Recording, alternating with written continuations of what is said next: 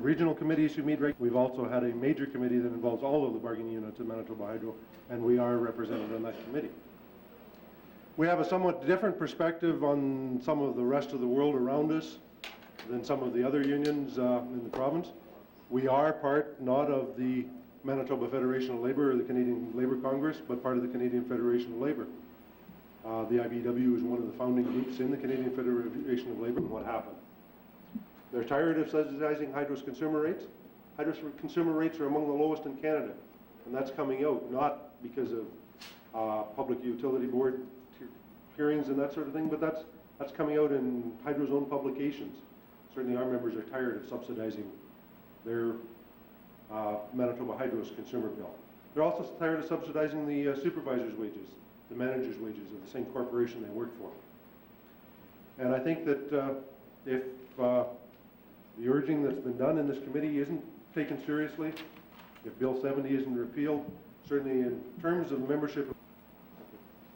Thank you. Mr. Mclean, there will be a number of questions. Mr. Minister, Point of order. Mr. Ashton, on a point of order. I note that it's 5 to 12, and I'm sure there must be some questions, certainly on behalf of committee members and presenters as to when we anticipate adjourning. I'm wondering. Mr. Ashton? Yes, I certainly don't see any difficulty if there are people who wish to make presentations tonight, so long as we can not proceed past this presentation on the list. I wouldn't want to, and I raised this concern earlier, I wouldn't want to see us run through the list of people who, and I noticed a number of the presenters who are listed here left about half an hour ago, an hour ago. I would suggest that if that is the will of the committee, that we immediately after this presenter entertain presentations from individuals who can't come back or like to make their presentation tonight. Mr. Minister? Mr. Chairman, I accept that for tonight. I should serve notice over the committee that possibly the next meeting we will accept a little bit longer than midnight or 12:30. So from coming, well, and I just point out to the Minister of Education, who's speaking from his seat, I'm pointing to people who were here until about half an hour ago and left because we really had no clear indication. I didn't know when we were going to adjourn. I'm suggesting in the future we have a clear idea of adjournment, whether it's within a half an hour or an hour, but at least if we can say we're out of here by midnight, people will know if it's 11:30 and there are 3 people ahead of them on the presentation, they don't have to stay all night. Mr. Minister?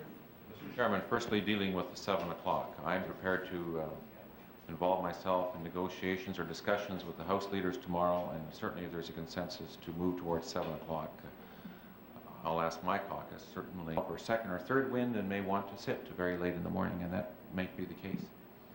Mr. Ashton? I also want to remind the Minister, I raised the concern earlier about the process that we're following, that if someone is missed, that if it's called one more time, they will not be able to present to this committee, and that it is very difficult for people to be able to predict when they are going to be reached on the list. I think it's only reasonable for members of the public who are here that we give them some rough idea. I'm prepared to sit here as long as it's necessary. I think committee members are, but I think it's clear to members of the public. I was receiving questions from people when I was out in the hallway. All I'm suggesting is in the future we show a bit more consideration for the members of the public and give them some general idea rather than the logical conclusion of what the Minister is saying is that if the Minister and the government wants to sit here until 3, 4 in the morning, everybody else is going to have to stay here until 3, 4 in the morning or risk losing their... So that everybody will have an opportunity to speak.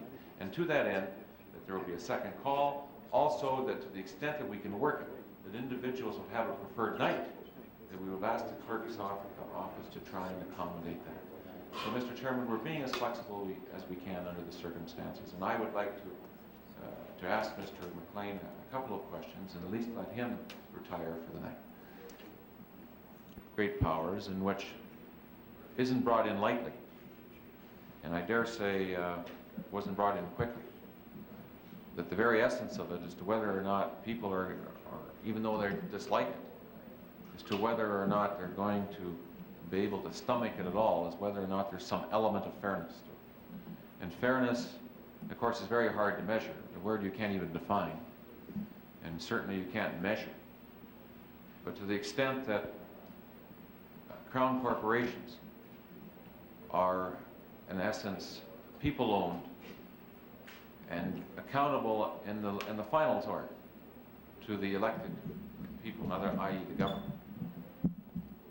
How could a case possibly be made that the employees of Crown should be treated differently than those working directly for government? Mr. McLean?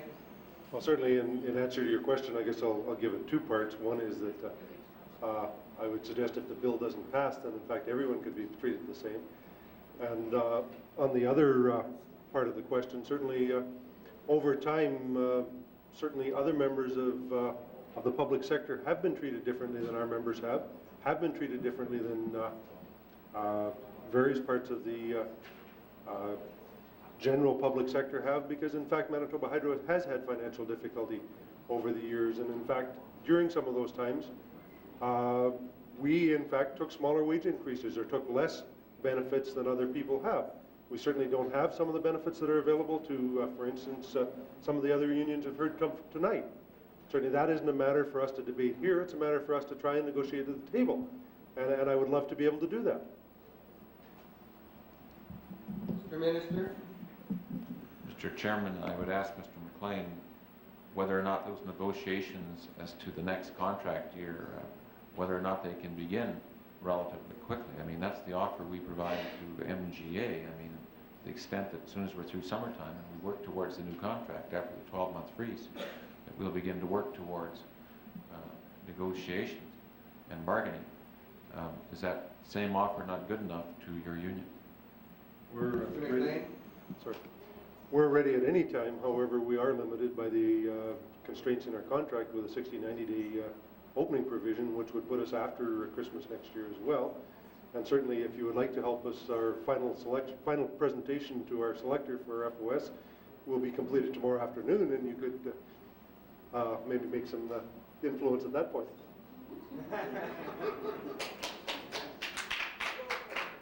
Mr. Ashton? Thank you, Mr. Chairperson.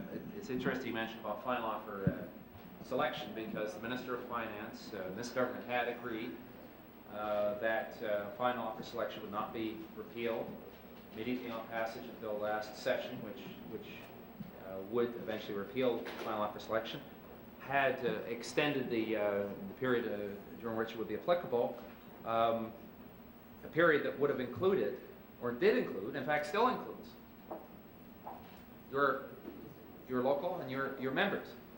And I want to ask you straightforward for your opinion, and with the Minister of Finance here, who signed a document that said that it would apply during that time period, what you feel and what your members feel about a government that a few months ago said, yes, you can have access to final offer selection, that you went to your members, they said yes, and I recognize that some were prepared to walk a picket line to fight for a contract, and now find with Bill 70 that the signed document the Minister had put in place to keep final offer selection